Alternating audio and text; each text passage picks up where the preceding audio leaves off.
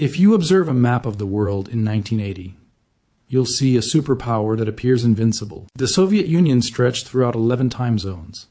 It possessed 40,000 nuclear warheads. It had an army of 4 million guy status prepared to roll throughout the plains of Europe. To the outdoor observer in Washington or London or Paris, the Soviet undergo appeared sturdy.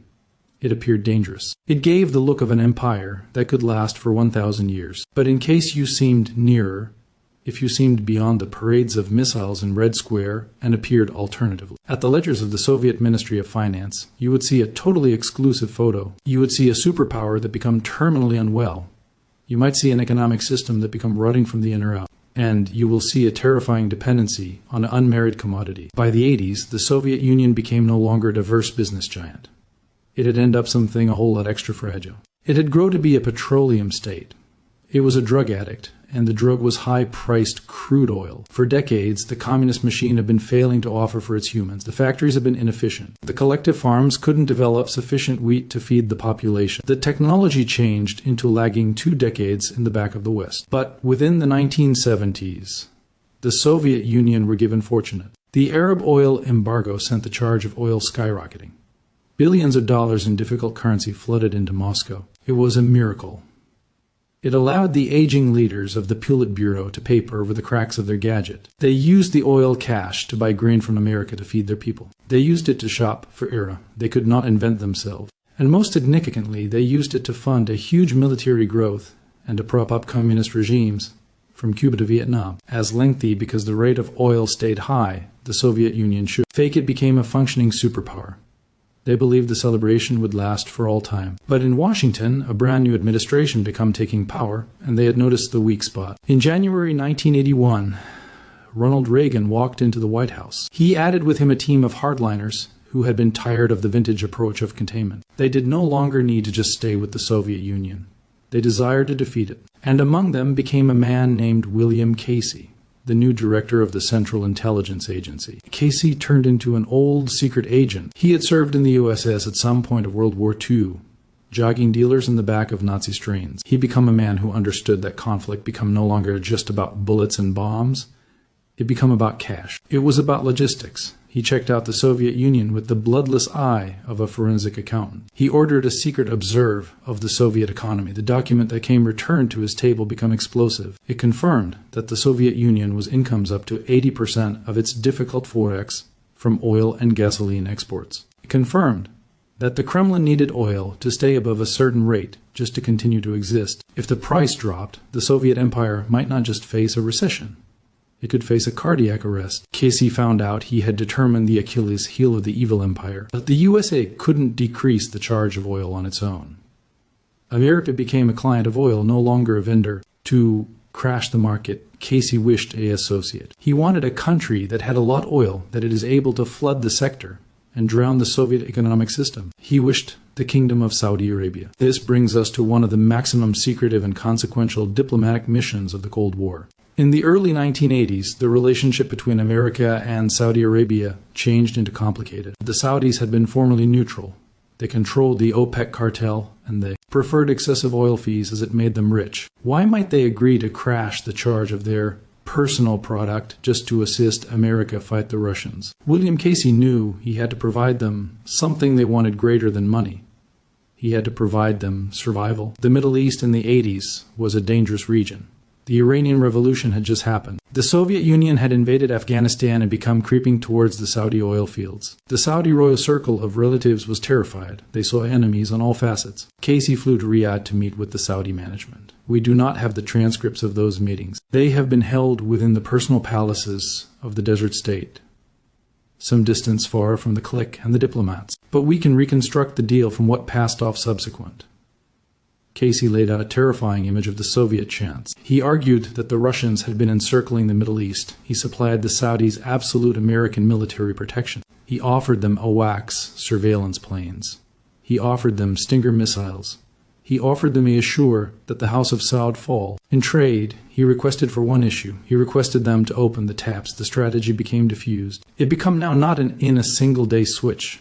It was a sluggish squeezing of the Soviet windpipe. At first, the Saudis had been hesitant. Lowering oil expenses might hurt their personal sales. But Casey argued that it was better to be a secure best friend of the U.S., with barely less coins than a wealthy sufferer of Soviet aggression. He additionally appealed to the Saudis' religious duty. The Soviets were slaughtering Muslims in Afghanistan. By bankrupting Moscow, the Saudis could be hanging a blow for the Ummah. The arguments worked. The alliance became formed. It turned into a monetary suicide PC, for the Kremlin signed in the wilderness. While Casey became running the diplomatic channels, the Reagan administration changed into tightening the screws and other methods. They released a marketing campaign of monetary denial. They blocked the construction of a massive gasoline pipeline that the Soviets had been building to Europe. They convinced European banks to prevent lending money to Moscow. They forced the Soviets to spend extra and more money on their army to maintain up with American protection spending. The goal became to stretch the Soviet finances to the breaking point, so that when the oil surprise came, the machine would snap. By 1985, the stage changed into set. In Moscow, a new chief had taken electricity. Mikhail Gorbachev turned into young and lively. He knew the economic system become a hassle, and he planned to fix it with a software called perestroika, or restructuring. But Gorbachev turned into working below a fatal assumption. He assumed that the oil money could hold flowing. He wrote his budgets and his 5YR plans based totally on the fee of oil, staying at around $30 a barrel. He believed he had a safety internet. He did no longer understand that William Casey and the Saudi king had already cut the ropes. In the summer season of 1985, the Saudis made their pass. For years, Saudi Arabia have been acting because the swing manufacturer OPEC. This intended that they frequently cut their personal production to maintain expenses high for all people else. They had been getting bored with this position. Other nations had been cheating on their quotas and selling extra oil while the Saudis held return. The Saudis warned the other OPEC participants that they could not assist the charge all the time. No one listened. They thought the Saudis had been bluffing. The idea the Saudis were addicted to excessive fees, much like the Russians had been. But in September of 1985, the Saudi oil minister Ahmed Zaki Yamani declared that Saudi Arabia was converting its policy. He announced that the Dominion could now not shield the price of oil. Instead, they could fight for market proportion. It seemed like a monotonous technical declaration. But in the buying and selling pits of New York and London, the buyers knew what it meant. It intended the dam had broken. The Saudis turned on the pumps. They had a big surplus ability. Within weeks, they flooded the marketplace with millions of extra barrels of crude oil every day. The International became swimming in oil.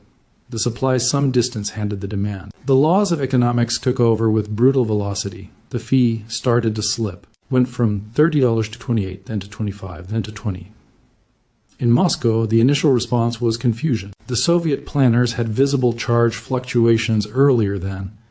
They assumed it was a transient dip. They assumed the market would accurate itself. They did now not recognize that this was a structural shift engineered by their enemies. They kept spending cash they did not have. They stored preventing the war in Afghanistan. They kept subsidizing the economies of Poland and East Germany and Cuba. They were burning through their tough currency reserves at a terrifying fee, looking forward to the price to bounce back. But the fee did now not bounce back. It stored falling. As the iciness of 1985 became the spring of 1986, the oil marketplace went into freefall. The Saudis had been relentless. They stored pumping. They had been coaching the other OPEC contributors a lesson. But the collateral harm became destroying the Soviet Union. Every $1 drop inside the price of a barrel of oil fee the Soviet Union kind of $1 billion in misplaced revenue a year. When the charge dropped to $10, the Soviets misplaced $10 billion. That was money they wished to buy food. It is tough to overstate how established the Soviet Union became on imported grain. The inefficiency of collective farming supposed that the superpower could not feed itself. They trusted American and Canadian wheat, and that they needed to pay for that wheat in difficult foreign money or gold. They could not pay in rubles, because no person wanted rubles. The ruble became a closed forex, and not using a cost outside the U.S. So oil was literally bread. When the oil charge crashed, the bread line broke. By early 1986, the panic in the Kremlin changed into actual. Gorbachev began receiving mystery memos from his finance ministers. They told him the coffers had been empty. They told him they couldn't find the money to import the equipment needed to modernize the factories. They instructed him they might need to cut imports of patron items. Gorbachev began dealing with a nightmare. He had promised the Soviet humans a better lifestyles. He had promised reform. That you cannot reform an economic system whilst you're broke. you can most effectively manipulate the decline. The timing couldn't have been worse.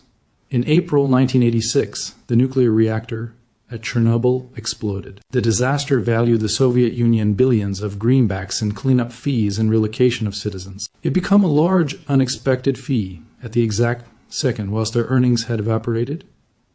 It turned into the suitable storm, a financial assault combined with a technological catastrophe. The Soviet leadership was beaten. However, the Americans were not done. They saved the stress on. They endorsed the Saudis to maintain the fees low.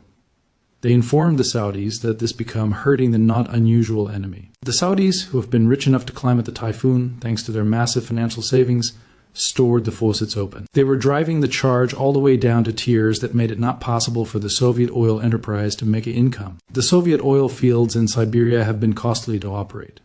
They required complex generation and vicious situation. At $10 a barrel, it priced the Soviets extra to pump the oil than they may sell it for. Their greatest asset had become a liability. The psychological impact at the Soviet elite became devastating. For decades, they'd believed that record changed into on their facet. They believed that capitalism was vulnerable and destined to fail. But now they have been being taught a harsh lesson in capitalist economics. They have been understanding that their whole machine changed into a house of playing cards constructed on the success of high oil costs. Without that good fortune, they have been not anything. The self-assurance of the Communist Party started out to crack. They started to fight amongst themselves. The hardliners blamed Gorbachev for the chaos. Gorbachev blamed the hardliners for the inefficiency. But neither aspect may want to remedy the mathematics hassle. They have been bankrupt. This economic disaster prompted a sequence reaction that would subsequently carry down the Berlin Wall. The Soviet Union had an empire to run. It had satellite states in Eastern Europe like East Germany, Poland, and Czechoslovakia. For many years, Moscow had sponsored these nations. They sold them cheap oil and gave them direct financial useful resource. It became the glue that held the Warsaw Percent together. But whilst the coins ran out in Moscow, the subsidies stopped. Gorbachev had to tell the leaders of Eastern Europe that they were their personal. He told them that the Soviet Union could not have the funds for to aid them. He famously called it the Sinatra Doctrine. That means they might do it their way. He did not try this because he changed into a pleasant man who believed in freedom. He did it because he turned into broke. He reduced them free to store money.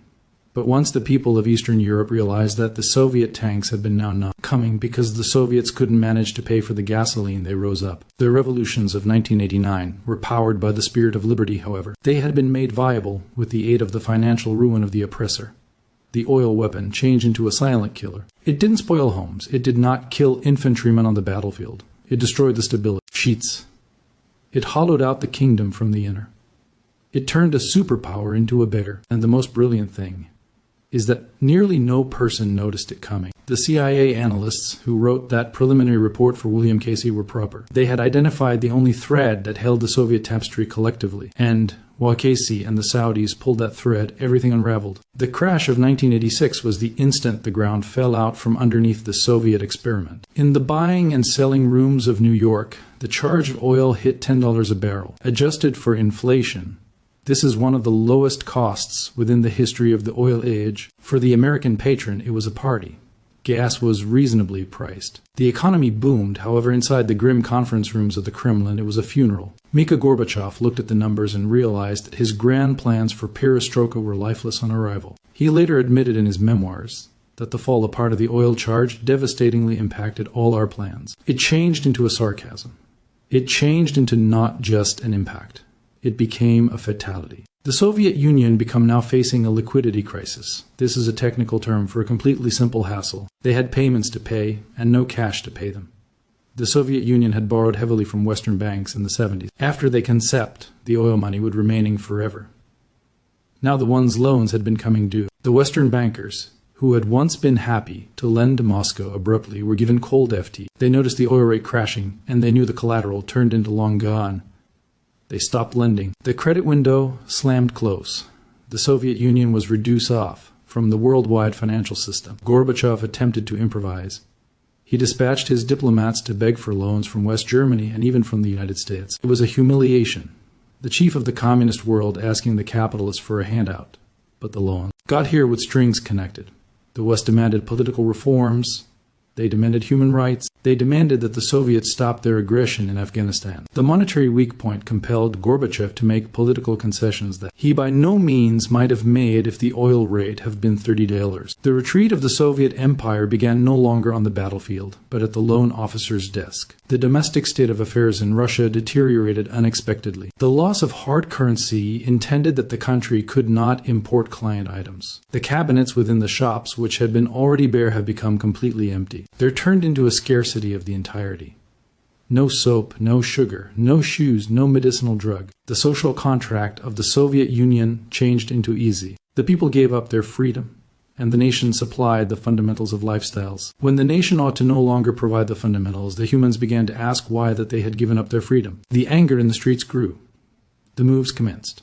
The coal miners in Siberia put down their gear, not because of ideology, but due to the fact there was no soap to wash the coal dirt off their faces. Meanwhile, the Saudi approach became working perfectly. By maintaining the price low, they have been regaining their marketplace proportion. They had been riding excessive price manufacturers out of enterprise. But they have been also reshaping the geopolitics of the sector. The Saudis had tested that oil changed into greater effective than nuclear guns. They had added the opposite superpower to its knees without firing a shot. It cemented the alliance among Washington and Riyadh. The United States found out that Saudi Arabia changed into no longer only a gas station.